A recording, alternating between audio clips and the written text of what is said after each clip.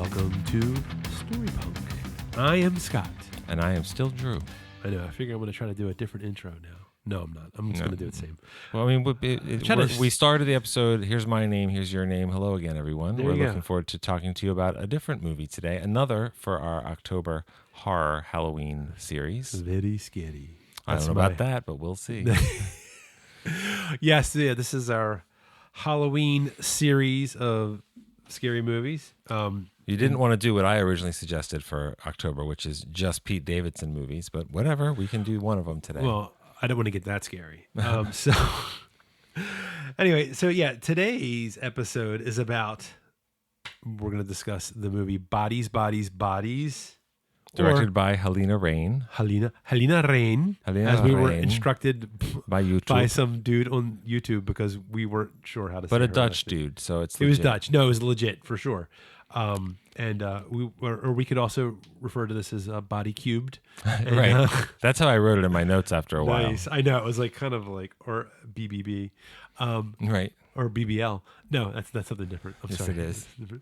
And so why don't we get into it? So Helena Rain, she also directed more recently, because Bodies, Bodies, Bodies came out in 2022. I believe so, yeah. And she recently directed Nicole Kidman in Baby Girl, which is, I told you, I keep seeing clips of Nicole Kidman saying that she has to pee.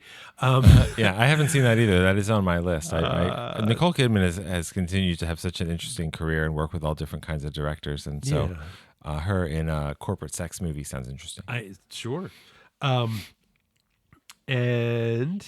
So basically, the summary of this movie, once again, I pulled this from the internet because I was trying to come up with a succinct. That went so well last time. I know.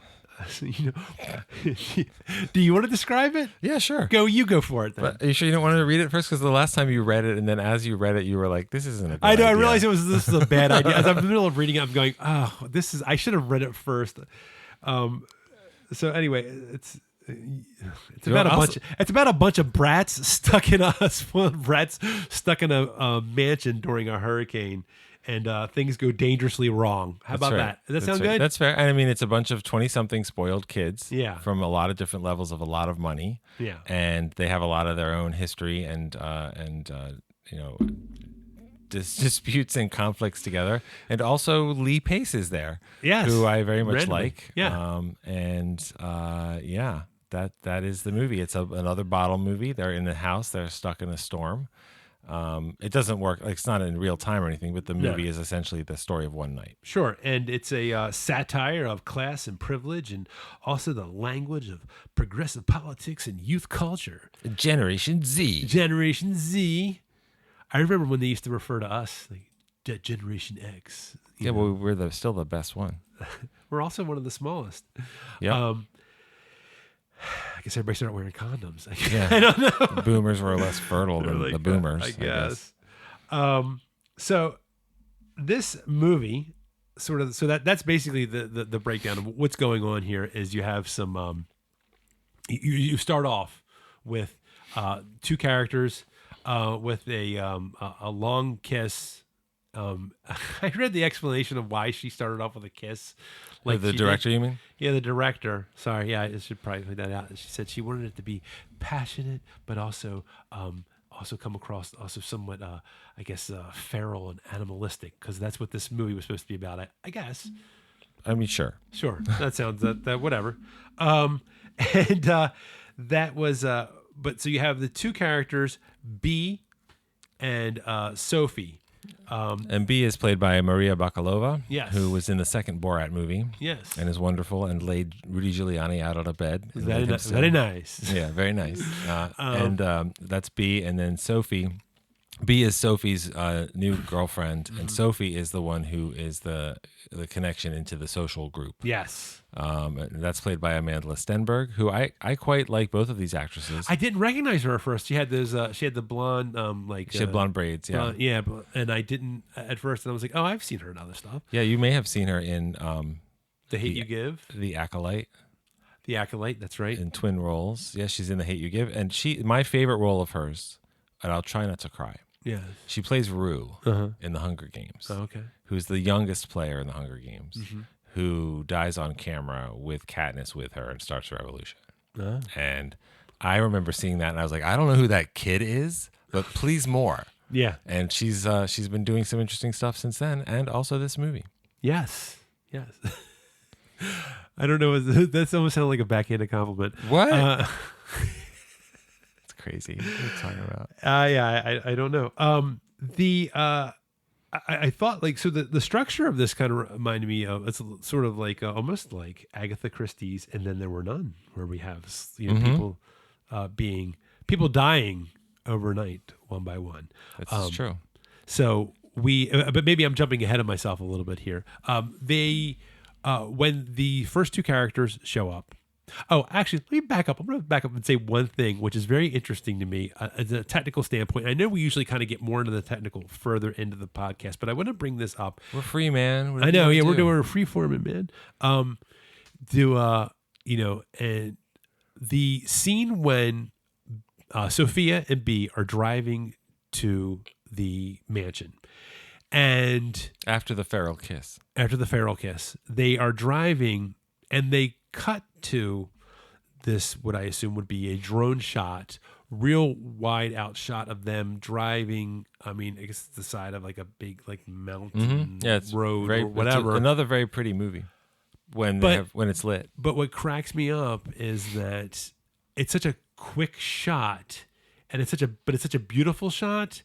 And then it made me think of the beginning of The Shining and how that we don't realize how awesome it is that, or we don't appreciate the types of shots that back in the day when The Shining, that was a big deal. Mm-hmm.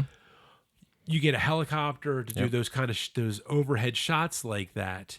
And that is a major part of the opening of The Shining. Mm-hmm. And that was such a special thing and such a hot commodity to have that footage. They even used it at the end of Ridley Scott went to Stanley Kubrick and used that footage for the end of Blade Runner. Oh, I don't think I remembered that or knew it. Yeah. So I was watching when he was spoiling, that Deckard was actually a replicant. Spoilers. Sorry, but he talked about that because the studio wanted them to have a better ending for they didn't like the original ending of Blade Runner. Well, which is what started the long 40 plus year tradition of it just not having an ending and then having 4 endings and then having a bunch of different endings so you can just pick one.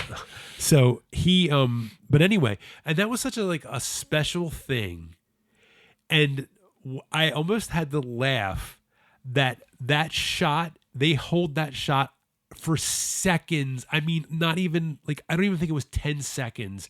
It might have been 3, maybe 5 seconds, and I was like, because it's nothing now. Mm-hmm. You put a high def small camera on probably some little drone. Yeah. The cost to do that shot was probably something that I could afford to do, and it's just how far we've come where that would be such a special shot back in the day that they probably would have held on for much longer, and it went by too quick. I was it was actually very jarring to me. If you go back and watch it, it's boom, it's they show the shot and boom, we're off to it was either an interior shot or whatever, and I was like, wow, we've come so far. But anyway, that's my rant. I'm not going to go back and watch it unless you want to do an episode on it, which I'm happy to do. No, but I do have to say that is that's my rant about kids and their technology. So which actually comes flying robots are cool, man. Yeah, but which kids and their technology does come up again. Yes. So the as far as so we have this structure of the kids. So the two girls, the kids. I probably shouldn't say kids, but we are old, man. We are old. So you have Sophie and B show up at this mansion. The mansion is it's Pete Davidson's father, who I mean, I don't know what their relationship is, but obviously, what's his father? You just said that. Well, no, I mean, I don't know what his relationship with his father is, and other than he gave was part of the reason. Well, that's part of the structure of the story, the satire, that everything is they're spoiled rich kids, but they have absent parents and they have parents, like they don't come out and say the nanny raised them kind of thing, but I mean basically the parents are very distant, and the kids have built their own lives and they've made a lot of choices that probably aren't the wisest choices. Yes. Their parents wouldn't have said you should keep experimenting with drugs and all that kind of stuff. And so they meet up with the other friends. There's obviously, within any kind of movie like this, there's varying degrees of tension between the different members of this friend group. And you believe the history. You don't know it at first, but you believe, like, this woman, Sophie, Amanda Stenberg, shows up with her girlfriend, and more than half of the people are like, ugh. Or they're like, oh, or we didn't even know you were coming, and right. you didn't respond to the group chat, or did you even read the group chat? Right. And now, here's something I will say about this movie. I felt personally that some of the dialogue and the use of technology, and this may have been because how do you say Sophie's name? Actress Amandla, I believe. Amandla. It's Amanda with an L. Yes. That she is actually an executive producer, and she was the quote unquote Gen Z consultant. Oh. Now, whether or not you want to cringe at that, I will say I did feel like that part of the movie did feel authentic to me. I didn't feel like it never took me out of it when they were talking about some of the things that I could identify, even as a person was older than these people, but I never felt like taken out of it, like where I was like, oh God, they're just doing that just to appeal to the kids. I felt like it did. The technology that was talked about, the language that they were using, I was like, yeah, I mean, I have a 19-year-old son, so I mean, he's part of that generation. There's nothing that I haven't heard well, I should say, he's not a spoiled brat. We don't have a lot of money. So, but there was nothing that I felt like that it felt out of place or not a something that would be awkward or off-putting as far as when I was listening to it. Nothing rang untrue to my ear. Now, see, that's interesting that you say that, because I remember many, many, many, many years ago in my 20s, it occurred to me at some point, because, then you're allegedly an adult and you're interacting with your parents, who by then you've learned are just people. At a certain point, the kids are going to be into stuff, using stuff, whatever, and it'll be more than I come over and make my VCR stop blinking, 12. But there'll be stuff I just don't get. It isn't even a judgment. It's just like, I don't get it. And so I wonder, I believe that they did, but I wonder if kids of a certain age, like if your son watched this movie, maybe he did, I don't know if he watched it with you. If your son watched this movie, would he hear that and just, like, he wouldn't, like, that's just how people talk, or would he feel like they're trying too hard? That's true. I don't know. That's true. It feels to me authentic enough that I feel like it's not for me, which is kind of my big reaction to the movie, which is also not bad. I do feel that it's way. Not bad about the movie as well. That I felt like there are. I remember reading a book. God, was it Go Ask Alice? No, it was the God, Are You There? It's Me, Margaret. That's a great book. No, They're both great, but a little different. Yeah, not the audience for that. There was the book, I think it's called One of Us is Lying, Not Knowing What It Was About. And I started reading it and I realized it's about a murder in a high school. Nice. And the teenagers, and I read it and I got to the end of the book and I was like, that was okay. And then I realized I was like, I don't think this book was, and it's funny, I read one of the Game of Thrones books and went right from the Game of Thrones book to that book. And I went, like the contrast could not have been more, no pun intended, stark, to nice. say that this book was not meant for me. I don't think. I mean, I thought it was okay. It was an okay book, but I was like, whoa, this is like about a murder in a high school. Well, it may have also, I'm presuming this, it may have also been extra jarring because I'll bet that you read that book. What is it? One of Us is Lying. Yeah, I think it's called One of Us is Lying. And then it had an end. And the Game of Thrones is still, still in limbo for that one. Thanks, George.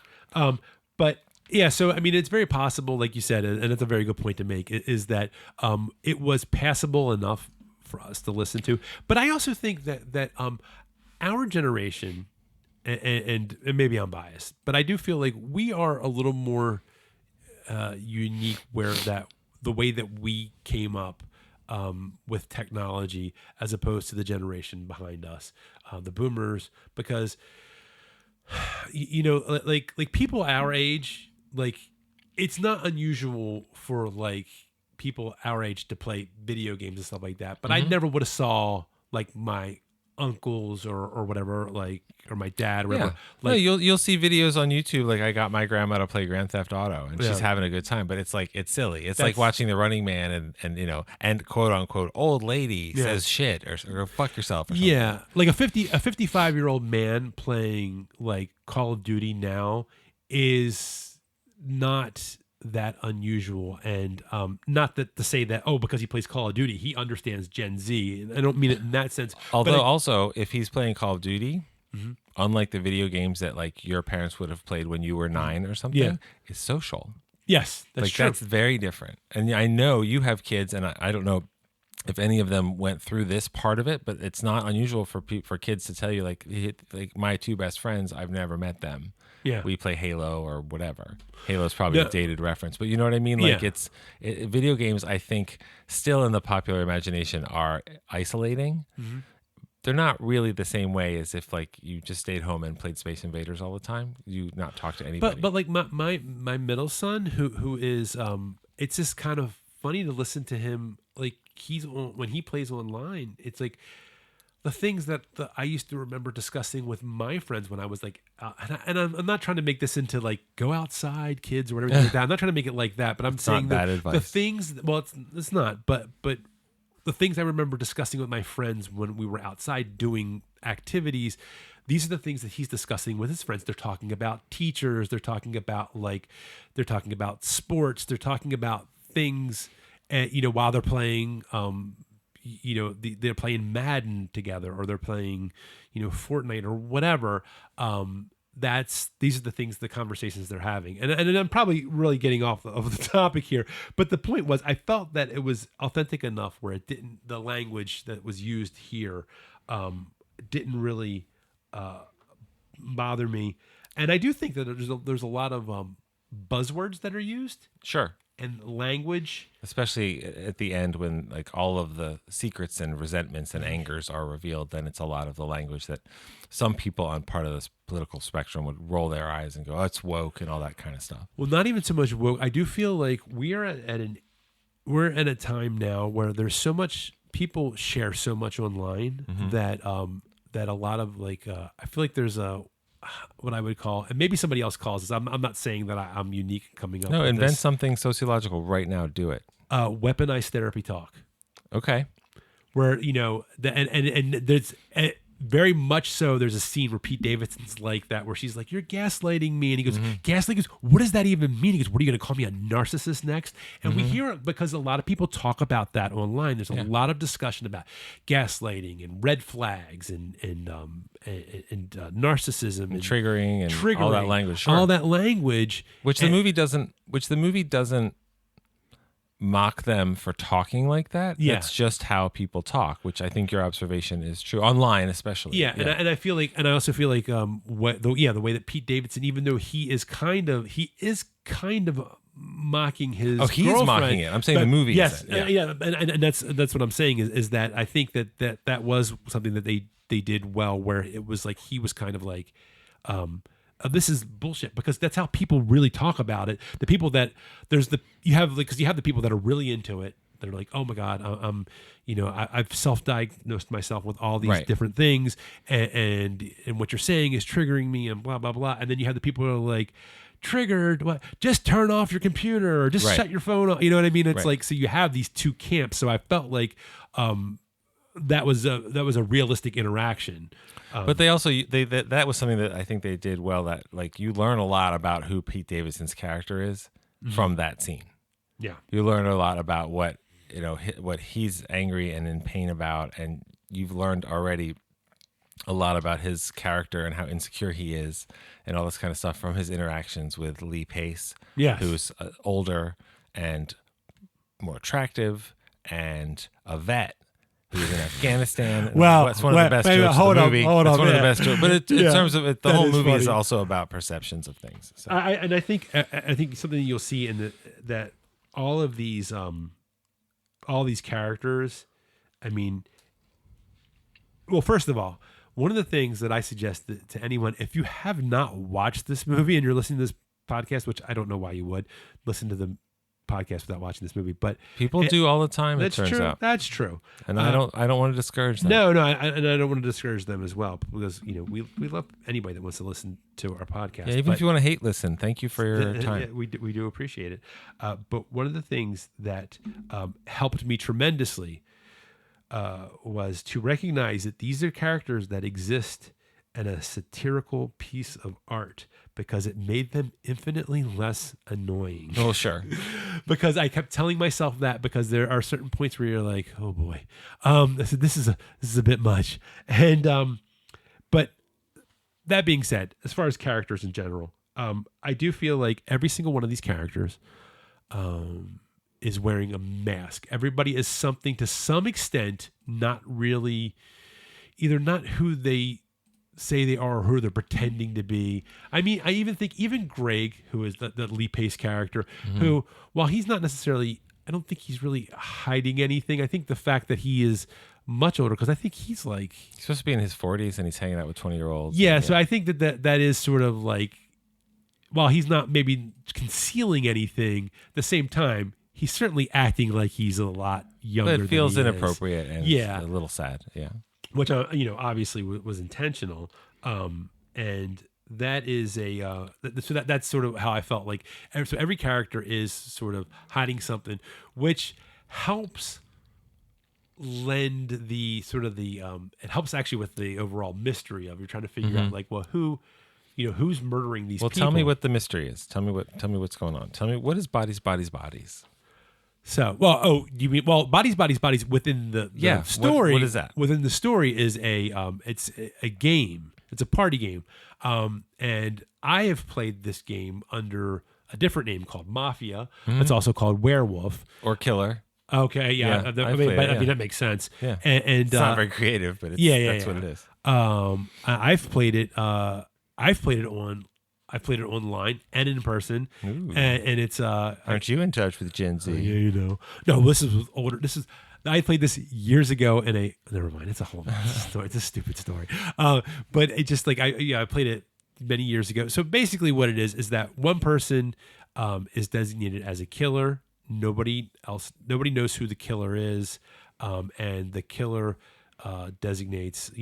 Obviously in a party, he taps someone on the shoulder, whatever. He covertly lets someone know that they've been killed. Right. And then you have to guess who the killer is. And people are trying to guess who the killer is. And there's various sort of like different ways that you can do the specifics of the game. But that's the main thing is there's a killer who's killing people in the game. And either the killer ends up killing everyone or somebody, right? Because they keep killing. Yeah, right? they keep killing. killing. You win if you identify the killer. He wins if he kills everybody. Yeah. So that's basically that's the way the game goes. So they play this game, and the lights go out, and all of a sudden somebody actually really dies. Pete Davidson is outside while this raging hurricane is going on, and his throat is slit. And they find him. Actually, he's still alive when they first find him. He's banging on the window outside, and they go out and they see that his throat has been slit. They don't really have access to get help. They don't have. Not only do they not have electricity, they have no phone service. Mm-hmm. And so, and they have the murder weapon, which we saw in an earlier scene, because Lee Pace sabers off the cork of a champagne bottle, and he uses a kukri, which is the Gurkha sword. Yeah. So it's a curved blade, and they find the weapon with blood on it. Yes. So there's not a mystery as to how he died. Yeah, they found it like in the mud. So the assumption is that someone slashed Pete Davidson's neck, and then they discarded the sword in the gherkin. And nobody in this movie is like super awesome at crime. Yeah. So you're like, okay. So you've assumed that's what they discarded the sword into the mud, and that's but he just calls it. They let get off my dad's Gurkha sword. It's called a kukri. Okay, it's the national sword of Nepal. Have some respect.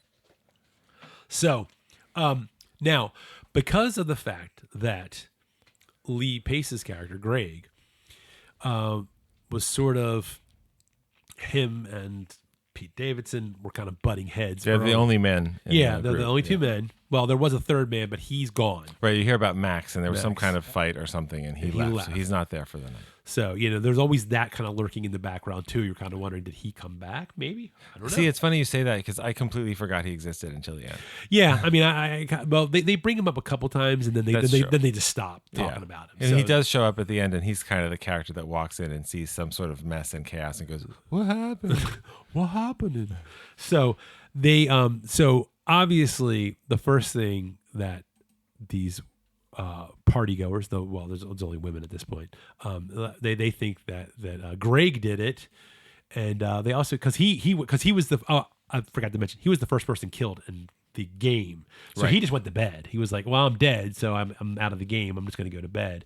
But nobody can find him, and when they finally find him, they go into his room and they find like he has this go bag with like the house, like a map of the house, and it's circled. Well, it's a map. He circles the house on the map. I should say it's not a map of the house. Right. It's a map of the area. And then they find they shot this thing up in upstate New York. Yes. So it's very pretty. Yeah. It's a beautiful home. I did say to my wife, I'll tell you a little bit more about her reaction to it, but I said, do you think when they made this movie that they got access to this beautiful location and then they were like, we got to write something? So they so they don't know where Greg is. They can't find him. It's a very big house, and they eventually find him. He has he couldn't sleep, and he put AirPods in or whatever, and was just like chilling out. Like they looked a little off-brand to me. Yeah, so they probably weren't really AirPods, but yeah, he was asleep on the floor of the basketball course because that's the basketball court, the inside basketball court, because that's the level of wealth and house that's how we're rich these talking people about. are. And then and so they confront him. They're yelling at him, and they have like a knife and like the women are armed against him, and he grabs through a series of whatever, grabs a knife, and he is holding them at bay, and then the character of B takes a kettlebell and smacks him upside the head. And for good measure, she does it a second time and kills him. That's the first murder that we see on screen. Yes. We see Pete Davidson bleeding, and then he falls down and he dies. But now we know who killed who. Yes.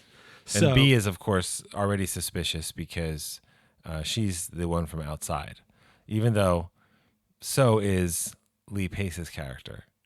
And when they find out that he's a vet, they made him dangerous. Then Rachel Sennett, who I love that actress, she's the friend that brought this guy. She goes, no, he works as a vet tech. He works in a veterinarian. Practice. Yeah. She's like, wasn't he like in Iraq or Afghanistan? He said he was a vet. He goes, no, he's a veterinarian. Yeah, that was a good joke. Yeah, it was a joke.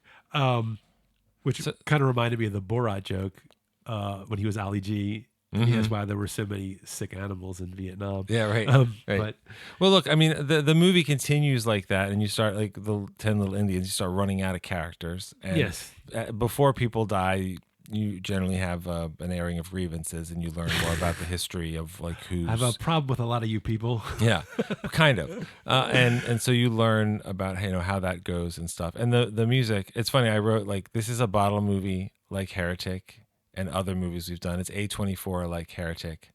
It is not an A24 movie, but it also has a score by Disaster Piece. Yes. He did the score for It Follows.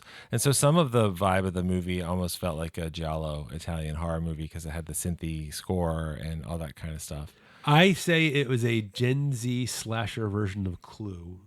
Yeah, I could see that too. Yeah. So except that the mystery is It's a satire that has like genuinely funny stuff, but the mystery is played. Like there are certain times where I'm like, is that person really dead? Are they just pretending? Are they really the kill? No, if you're dead in this movie, you're dead. Yeah, and you stay dead. They'll keep walking over your body as they circle through the house. I did wonder if they were going to pull. Did you ever see the old '80s movie April Fool's Day? Yes. Mm-hmm. And I was wondering if that was where we were going. Like if it was all going to be a joke on B, right? Where it was like, oh, she's the new one, so this is how we initiate her, right? By having. I'm glad it wasn't that. Yeah, so I'm glad. Some of the people, I was glad that they died. So it is. Now, here's something that's interesting about this. When they were shooting this, so apparently the director has a theater background, and so they ran this like a play. Like they apparently everyone learned all their lines so that they would be able to like everybody like knew all the lines for the entire movie. So they didn't do it for the particular scenes they were going to be shooting that day. It was like everybody knew everything, and they actually shot this during COVID. So Well, it definitely feels like that. they said they very felt restrictive. Yeah, they said it kind of led to the sort of that claustrophobic feeling for them. So it's a plague bottle movie. There, and but this is actually this part is kind of cool too. Is the cinematographer? His name is Jasper White or Jasper Wolf, and he because of a lot of the lighting, it's filmed in darkness, and you have these characters. It definitely is. Yeah. The characters are using their phones that he more or less had to give them all like crash courses in how to do their own personal lighting within the movie. I didn't know that. Okay. So that was how they kind of accomplished the lighting. And I want to say unique, but it's like, it wasn't like that was like greatly stylized. It was people running around with their phones. But I mean, well, there's a whole world of movies that are lit by the light that's only on screen. Yeah. Like Barry Lyndon is only natural light. Yeah. And, you could, that lends to authenticity. If you watch a movie where there's a scene set in a cave and there's clearly two lights from over there and one from over there, and that's why you can see what's going on, it makes it less claustrophobic. What I found is that these people running through the house, walking through the house, that we don't know the house any more than some of them do, especially B. Yeah. That made a lot of the movie unwatchable to me. Like I got you really had frustrated. you kind of you got disconnected to like it reminded me of two the movies. geography of the house was like lost on Well, you. but also literally what's happening in the scene. Like you're hiding. Why is your light still on? Or you're hiding. Who are you hiding from? And I don't mean like which character is it? I mean, what door are you hiding from? Like I literally have no idea. Because it reminded me of two movies. I'll talk about one later. But one of them, I don't know if you ever saw it. It's called Silent House. And it was with Elizabeth Olsen. And was that the one? It was it's done supposed like to be one take? shot, kind of thing. And it is, I really like her. It's dreadful. Yeah. And truly unwatchable because of the way that it's shot. And I have seen movies where I'm like Gary Oldman's directorial debut, Nil by Mouth. That might be a good movie, and it's based on his horrific childhood.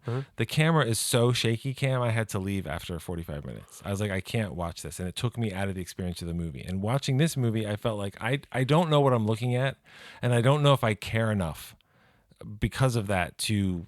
I mean, I watched the movie, but like I'm just impatient with it the whole time because I can't tell what's going on. And a lot of movies get accused of being too dark these days, and that can be frustrating and make me feel old.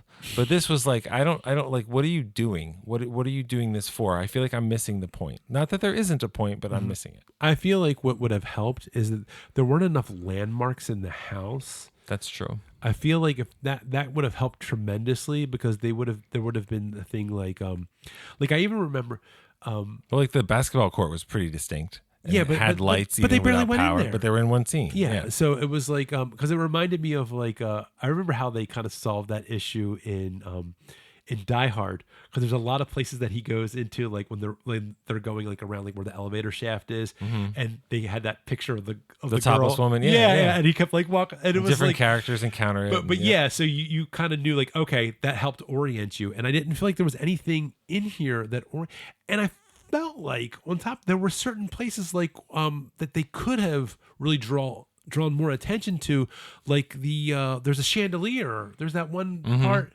like. Why didn't they make that more prominent in some of the shots? Then you would have been like, that could have been a great like sort of like place to orient people. Like this is the room with the big chandelier in it, and this is where, because a lot of people would have probably been going, because that would have been like probably like the foyer or whatever, and they didn't do that, and it's like so that was the problem for me. Was that you know what that makes me think though? What? We're just older. we need more help.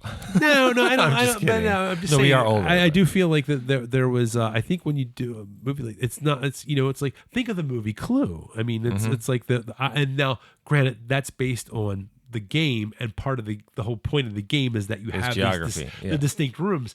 But this movie would have benefited so greatly from being able to see like this is a distinct area of the house. I mean, it was like that main room they were in. I kind of recognized that, but like when it's dark, like the color scheme is what made it stand out to Right. me.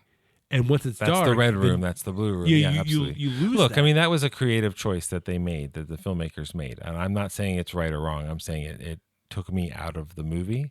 I don't. maybe a little bit wrong.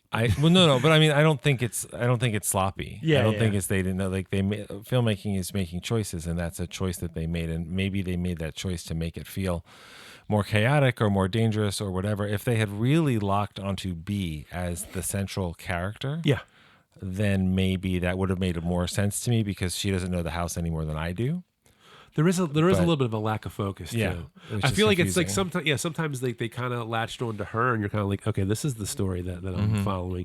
And then it was kind of like, no, it's like And also that could have been like, well, she's the reason that we keep going back to her. Is she, in fact, is the dangerous Yeah. outsider, all that kind of stuff. That's not what a movie did either, and that's fine. But I was like, okay, so like where are we going? And it was like, but she is like even as the person, as I was saying, like every character sort of has like their mask or something that they're hiding, and like even she does, even though she is probably the despite killing Greg, I do feel like she's probably the least evil of the people.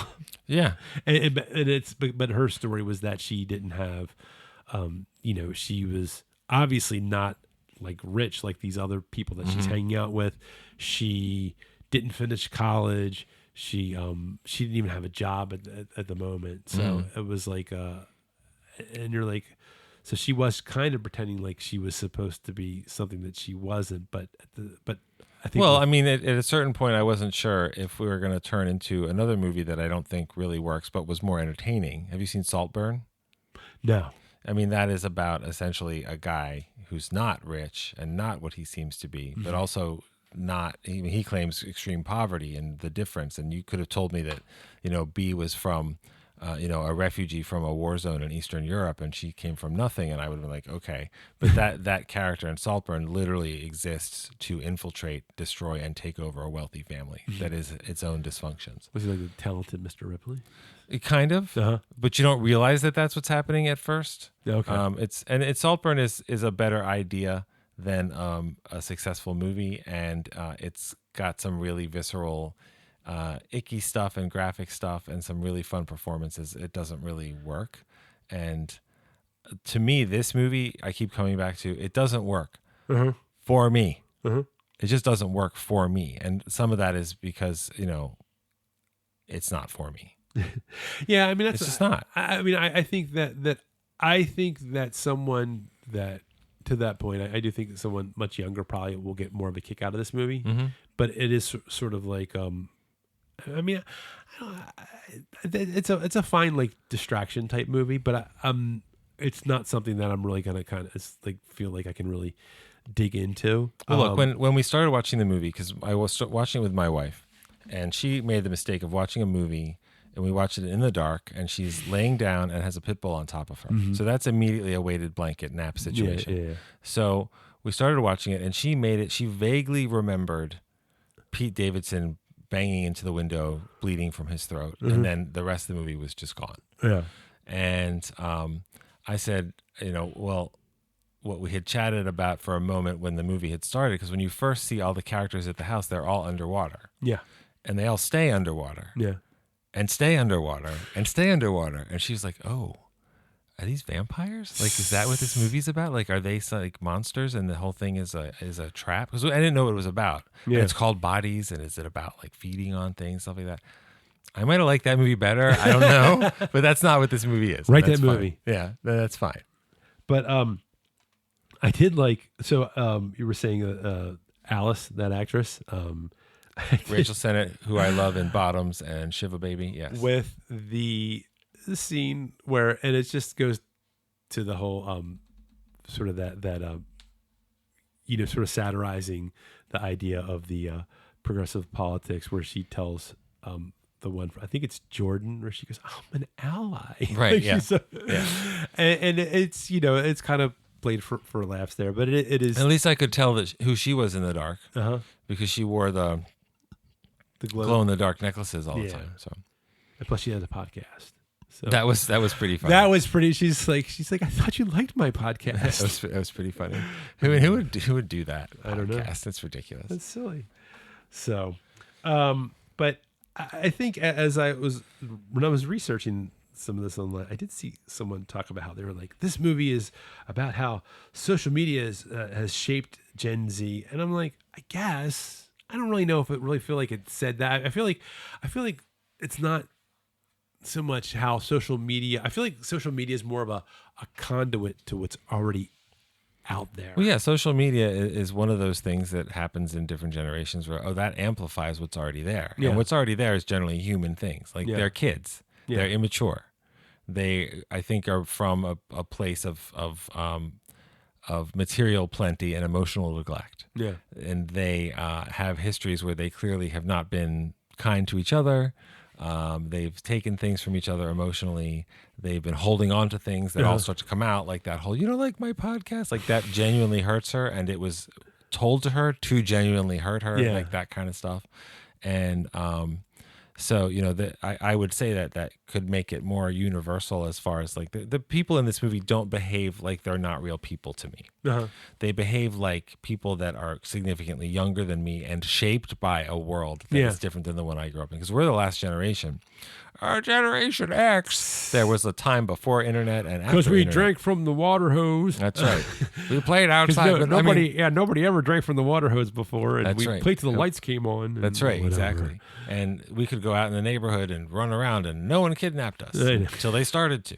But but like the world before the internet, no kidnappings before 1995. Exactly. Right? There was a world before the internet and after the internet, and what that means is it shapes your childhood now. I mean, I have friends that they've had babies, and very, very early in the baby's life, if you show them something with a screen, they reach out for it. Like a television, they reach, because that's what they see is people touch screens, that kind of stuff. I mean, it shapes your life. They have been trying to take any kind of anything. They try to find something to blame other than parenting or whatever, because it's like, I remember, like, we've lived through it was music that was making us do the stuff. It was, it's video games, Typical. it's movies, TV shows, all these things. Nobody ever wants to say, hey, maybe it's home life, or maybe it's, it could be a lot of things. Or those are legitimately very strong influences, but part of the issue is, well, why do you have access to that? And some of that stuff is like, if the question is, sexualizing young people in advertising, that is literally on billboards and ads everywhere, and there are more ads now in your phones. That's harder to do. But you can say, as my parents did, like, we didn't have cable TV. We weren't allowed to sit and watch TV for 7 hours. My friends had video games. I could go to their house, but we didn't have video games, that kind of stuff. I'm not saying that was the right or wrong thing, but parents can make those choices. And some of those choices, I think, are harder today. And that's why these kids in the movie, they're kids, they're like 20, they're in college or whatever, they rang true. I think also, even if I didn't like it, with something like this too, is that, and just from my experience, is that also just talking to your kids, and if you talk to them, because I think if you create an environment, and this is what I try to do the best I can with my kids, is that if they know they can come and talk to you too, that's well, sure. Boy, this is starting to sound like the parenting podcast that I wanted to do. You can cut your wife in, and then we can all have a discussion about parenting. Like, I would value her plot insight. Twist. It's a parenting podcast Dun, now. dun. I know. I'll play like the dramatic. Was it chipmunk? Jesus.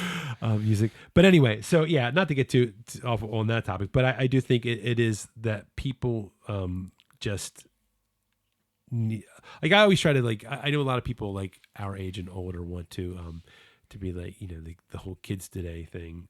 But kids today, but I think, I give them a break. They got a lot they're dealing with. So, But these kids, no, fuck these kids. In this movie, fuck them. But we should say, did we actually say? Oh, we did say what the twist was. The twist is that basically all the people that die in Oh, you this mean movie. what set it off?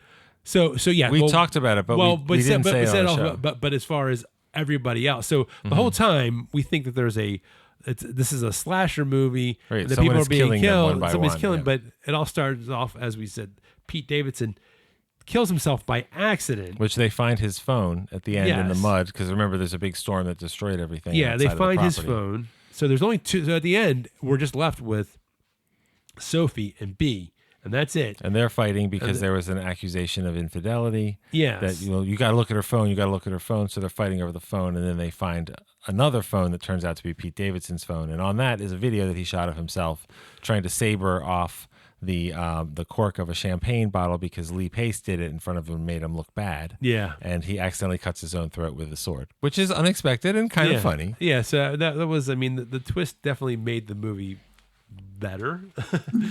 Without that twist, it would have been kind of, I don't know. And then but then you find out that more or less, or not more, but actually specifically, every murder or every person that died in that house, it was all, misunderstandings, or none of it was Like it real wasn't- emotions and anger, but nothing that you Yeah. would have ever thought they could kill each other over. So except it was they like a thought that was happening. Yeah, it was a So, misunderstanding. Like Greg is killed by, because they were defending themselves because he thought he was defending himself, and that's a misunderstanding. And then the one character, Emma, who was Pete Davidson's girlfriend, Right. she had been given some pills, and she fell down the stairs, and that's how she died. And then the other girl gets thrown over in a fight, gets accidentally thrown over top of a railing. She was waving a gun and shot Rachel That's Sennett, true. So. Oh, yes, that's right. And then then the other one's an accidental gunshot. So that is really more or less what was going on. It was all just a case of mistakes and misunderstandings, and that's what. So I guess the lesson here is that Gen Z is going to kill us, But not like always on purpose. not on purpose, and don't tell them that or you'll trigger them. Yeah. So, but yes. So that's pretty much. I don't know if you had anything more to say about this movie. I don't know if I mentioned, but I felt like this movie wasn't made for me. I think I've heard that. But it reminded me of another movie, and a movie that I think I genuinely respected it, and I couldn't finish it because I was so on the outside of it. And it was weird because I like watching movies from all around the world and different languages and different cultures, and it makes me learn things. And I don't feel like I'm shut out of this movie because it's not only in Korean, it's clearly very Korean, culture, Korean kids society, Korean-esque. but like really, Yeah. this is the culture of a You're country. building me up. I need to that know. I don't know. I don't know if you ever saw We're All Going to the World's Fair. I have not seen that movie. That movie was inscrutable to me. Okay. And the woman who made that movie, I'm sorry, I don't think she's. I think she's non-binary. I think they're non-binary. I apologize. The next movie That's they very made. triggering. Sorry, So but I want to be respectful. Be an ally. But I'm an ally. the next movie they made was I Saw the TV Glow. Which Okay. is supposed to no, I do know that one. Okay, I haven't seen it, but that's supposed to be great. that's actually and I- on my it's on my watch list. On Okay. Letterboxd. I would like to see that movie. Uh-huh. What puts me off is how outside of their last movie that I got. Mm-hmm. And it's okay that people make movies that I don't get. Like Tyler Perry makes movies that are very successful. They're not for me. Yeah. That doesn't mean I can't watch them or enjoy them, Sure. but they're not for me, and that's fine. And so when this movie Bodies Good wasn't boring me. Good Lord. Yeah, right. When the movie wasn't boring me, Uh-huh. I found it a thoughtfully crafted slog. I don't know how else to describe it. Like it wasn't trash. It wasn't amateurish. It wasn't people who don't know how to shoot movies and edit movies and act, and had people in it that I really like, especially again Rachel Sennett. It didn't do it for me at all. Yeah, I mean, I was just like, I would rather see the vampire version. The one that Kelly's going to write? Yes. So tell her to get on that. Dead bodies, dead bodies, dead bodies. There you go. I did like in the credits when they brought up the names of the people that they. Like, there was 3. They put like Amanda Stenberg, stacked like the stacked like the credits were bodies, bodies, bodies, and all the posters and stuff. And if that's my most memorable part, that tells you how much I engaged with the movie. So that is a. That's really all I had to say about that. You know what? I'll bring up real quick with you. We had talking about this. Oh, wait a minute. I don't want to forget. We are next week is our very scary Halloween episode. We will be we're going to be reviewing Jason X and just the another sophisticated A24 horror movie. No, Jason X, the one where he's in space. So the best one, controversial, I know. Yeah, no, and then we also and also just talking about the franchise in general because it's very scary. And it's been around a long time. Yeah, some of those were made for us, and that'll be our lucky 13th episode. So hopefully nothing crazy happens during that. But the other thing I wanted to talk about is that we one of the things we had said that we were going to talk about is, are you watching anything currently? Yes. Now that you've asked, I've completely forgotten. I'm just kidding. Of course. I actually started watching 2 shows this weekend. Just watched the first episode of each. One of them my wife saw and really wanted me to watch it, and it's called Daisy and the Six. It's a Prime show about a band. Okay, is that the one with Riley Keough? Yes. Okay. And we watched the first episode, and it's great. Okay. Totally into it. I like movies about music in general. Okay. And this is a fictional band with some real characters and analogs and stuff, and it's really well done. And then we just started watching. We watched the first episode of Black Rabbit, the new Netflix show with Jude Law and Jason Bateman. Yeah. And I feel very warmly towards both of those actors. Okay. And Jason Bateman also writing, directing a lot of that stuff, and he also just did the most recent episode of Hot Ones, and it's a good one about him eating wings. But Black Rabbit and Daisy and the Six, I've started those series, and I'm digging them. What about you? I have not really had time to watch anything, but I have 3 children. Oh, sorry. No. So I will tell you something that not exactly watching, but I just downloaded the new Tron soundtrack done by Nine Inch Nails. I want to hear that. Yes, it's pretty good. Pretty good. I like the instrumental songs from the actual score are I think they are better. He has a few actual songs on there. Mm-hmm. I like the instrumental ones better. I mean, I do like. There's one of the actual songs that I really like. It was the first single that he released about a month ago or so, and it's pretty good. I do love the animation on the when you play it on the phone. It has like a animation, but it has what we would call a visualizer. Yeah, it does. Well, no, it's the fudge. Anyway, yes, find it live on your yes, phone. I'll find it live. Scintillating. Yes, that's great. That's great. Whatever. Anyway, well, I am curious to see that movie. Yes. As of this date that we're recording, it's coming October. It's coming out October 10th. So this will be actually not too long after this one airs. Right. So I don't know what will have happened. Yes. Hopefully the world is still intact. Well, the world will still be intact, but will I still want to have a relationship with companies that support the abrogation of free speech? I don't know if I'll see it or not, but I'd like to. Yeah. And it reminds me that the other thing that I did watch this week that I was really, really happy to watch, I did watch for the 3rd time the A24 movie, Civil War, which I recommend. Excellent, timely, upsetting. I will tell you what I do want to watch. I would like to watch. I would like to watch the new Alien Earth. Yes, I have to watch that before my my Hulu subscription expires. I definitely want to watch that. It's FX too, so you can watch it. Yeah, but I don't want to watch with ads. I want to be absorbed. Yeah. We're old. There's only so much time left. That's you want true. to watch the same mesothelioma ad over and over? I don't have it. I don't need the book. I love. So my youngest son has diabetes, and it makes him laugh so hard when there is some.